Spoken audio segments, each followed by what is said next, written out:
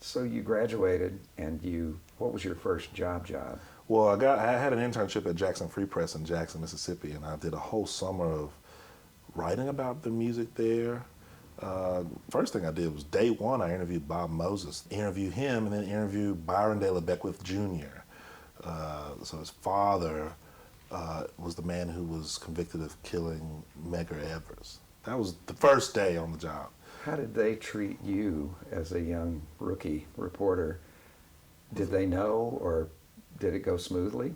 They really treated me with quite a lot of gravity and respect, and both of them. This man who is known and regarded for his work positively moving the needle for the civil rights movement, harrowing things that he must have seen, and this man who's associated with the Klan.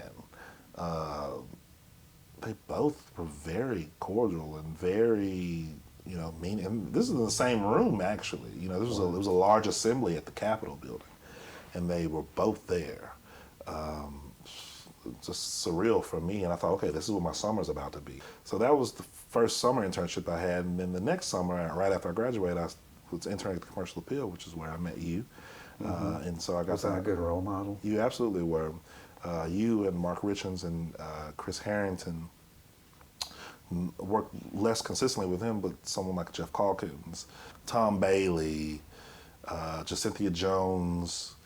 I remember all of these people and how they left an impression on me. And then even the people who I worked with who were also interns, Omer Yusuf and Patrick Lantrip, who still work in the market today. I take very seriously that I am a journalist. And that is at the core of what I do. I'll always be that same kid that was reporting to the Commercial Appeal every day. And it was a big deal to me to go and serve on the staff at the paper that had always been on my doorstep since I was a child. But I really thought and hoped that I would stay at the Commercial Appeal and get a job after that internship. That didn't work out for me, and I ended up kind of couch surfing a bit, not because I was, had to or anything, but I just had to sort of find my place. A friend of mine who used to work at the school paper, the Ole Miss school paper, had landed in Birmingham at AL.com.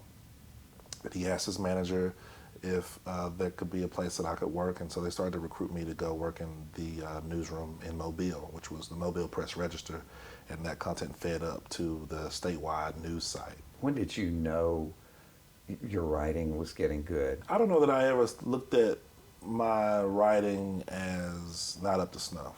I never really had a moment where I thought I was hitting a wall or I was getting terrible feedback. I never got someone to mark up my copy until I met Mark Russell. He was hard on me as an intern. So was writing natural to you? I think that's what I was trying to ask. I think the news gathering was the harder part. It took several years of me having to go all the way around the world to turn a story before I got a shorthand with myself where I could just walk in, boom, boom. And who was the best at that was Jennifer. Jennifer Biggs was amazing. Years later at the Daily Memphian, she was not able to see Barbecue Fest all the way through. And that's a big deal for Jennifer Biggs to not be able to see Barbecue Fest all the way through.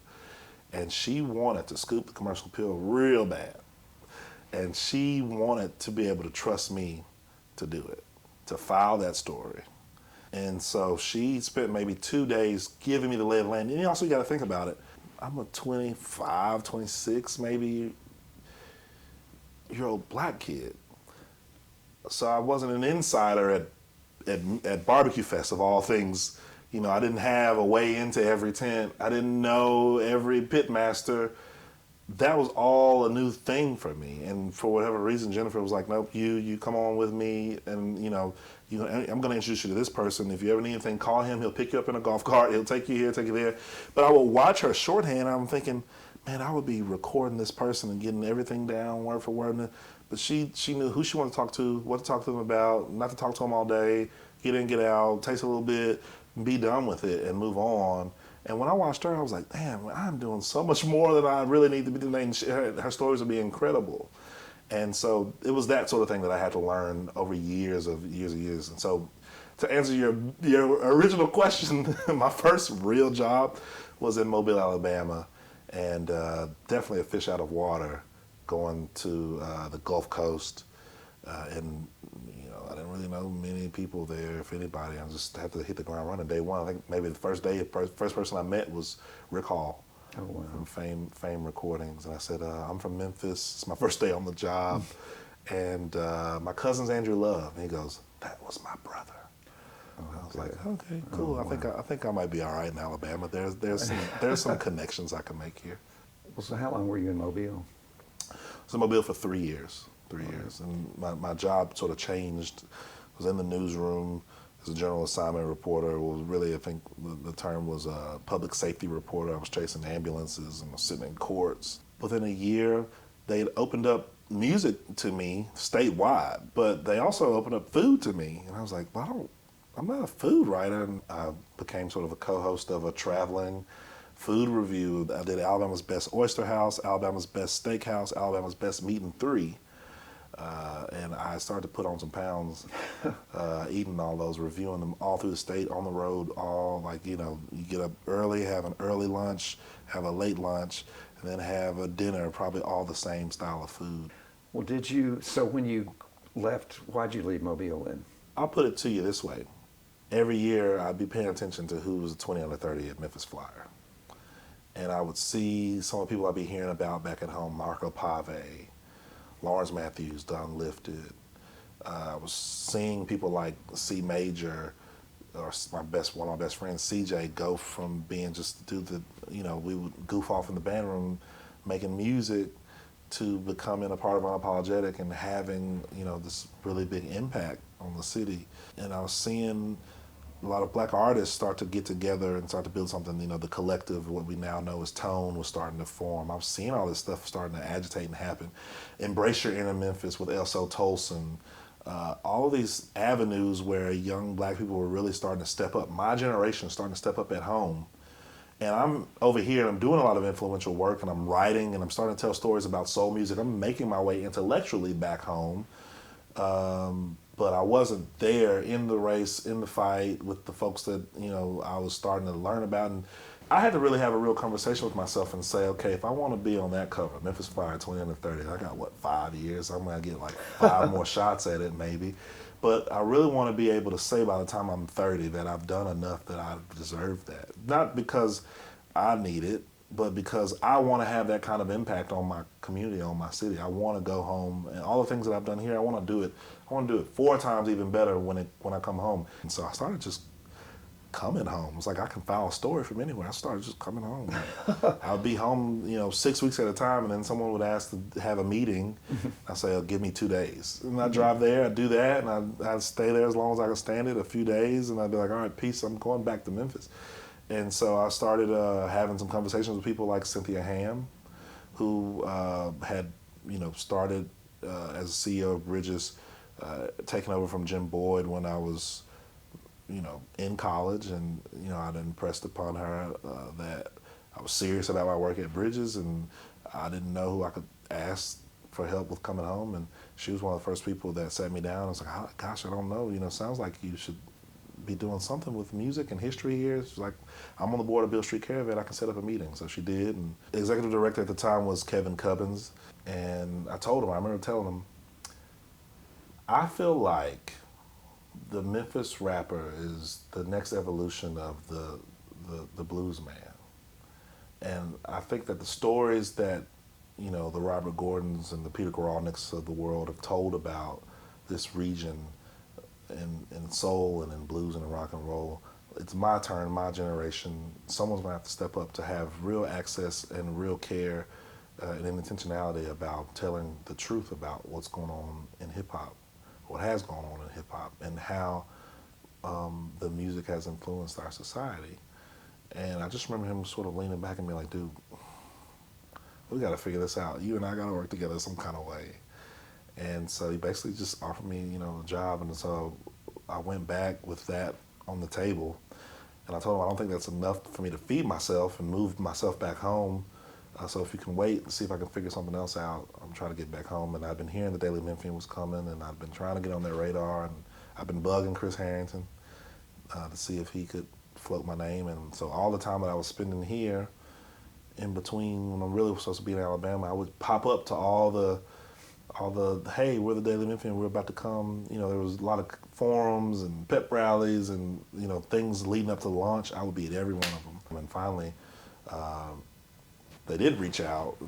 The unfortunate thing is, you know, after they launched, the two big things that had happened was there was a pride parade that no one covered because there was no one working on the weekend. And they hadn't really necessarily figured out how they wanted to approach features in arts and culture, things that weren't news. And so you could feel this shift in Memphis's culture about our priorities and what the things we wanted to really know about and champion.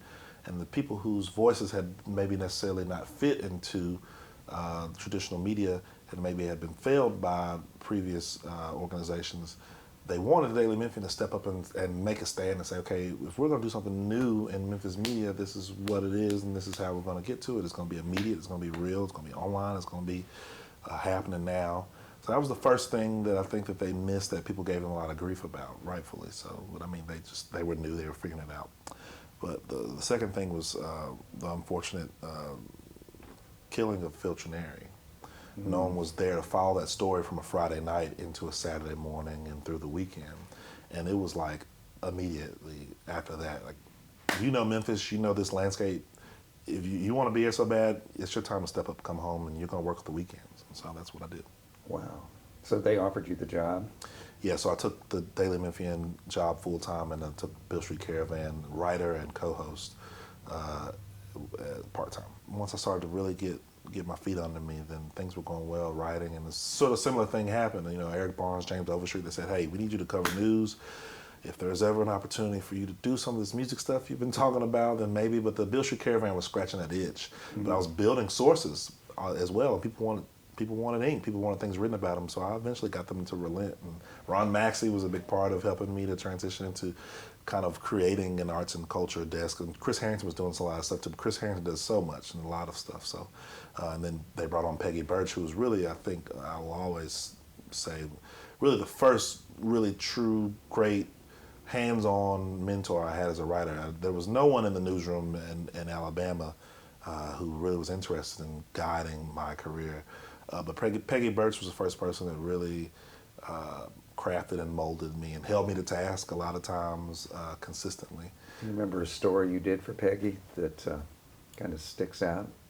Well, I remember a story I did for Peggy because Jennifer, you know, chose me to do a food thing, because I've been talking around the office about how, like, you know, barbecue's great and barbecue's Memphis, but like I told you, when I was growing up, we hung out eating hot wings at Ching's all the time. Like, what's up with this hot wing culture? It's almost like barbecue adjacent. We feel about it the way we feel about barbecue, and there's all these families that are really invested in it. The Boyds of Debo's, the Crumps of Crumpies, and, you know, the family of Ching's, and all these institutions of neighborhoods that have their allegiances, BJ's Hot Wings or Mr. P's or All-Star Hot Wings. And I mean, I thought there's something to this. And Jennifer was like, well, go write it. And so she encouraged me to do it, but Peggy really helped me to get it to a level where I think it really, for its time, was, I would say, iconic in the sense that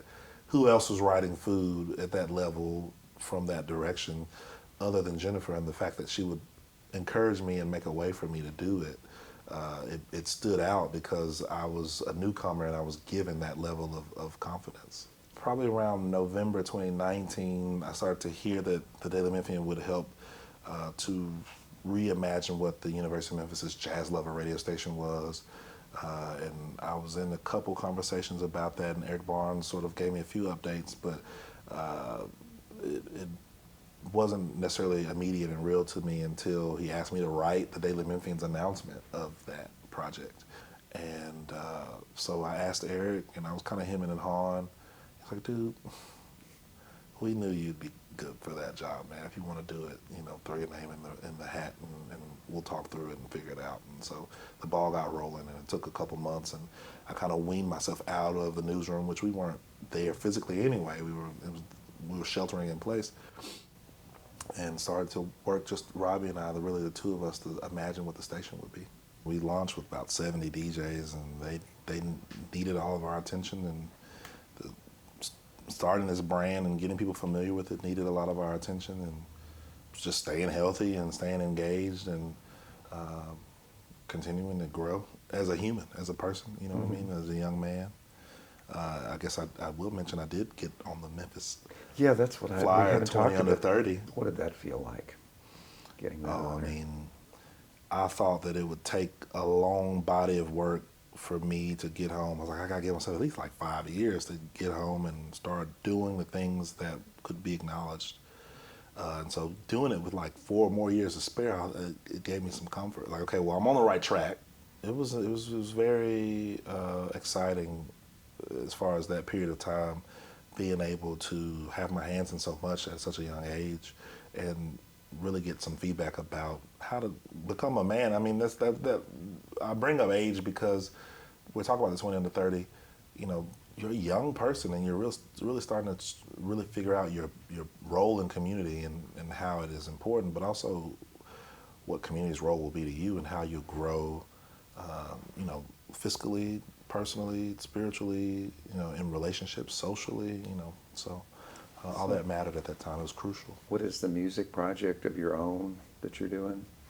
What I'm doing is rearranging and reworking some of my favorite local artist songs: J Buck, Taliba Safia, Kenneth Whalen III, Serena Wages, and a few others, Shekinah, and giving their music a different style, whether it be, you know, making the Serena Wages house song feel a little bit more hip hop. I mean, excuse me, making the Serena Wages country song feel a little bit more hip hop, or making a soul song feel a little bit more like house, or making Taliba's sort of bluesy funk thing, almost like a Betty Davis sort of thing, giving it more of a Memphis hip hop style, like a Memphis underground hip hop vibe. And so How many have you done of that? I'd say about 8 now. Will this be an album? An EP. An EP. When are you thinking this is coming out? I'm gonna give it a month. My management said a month. That was my deadline, so I got to do it. And Jamie Harmon took my photos, so I can start to enter the world as an artist. And all of that is one. I mean, of course, this artist side has been laying dormant since I left high school. But I've also had to really think about how I can be responsible in that role and share parts of myself that are adult and community minded and empathetic, and you know, I want the language to be not maybe family friendly, but it lines up with my actual lifestyle and what I do and what I live and what I stand for now, which isn't necessarily the ideals that I had as a 17 to 18-year-old.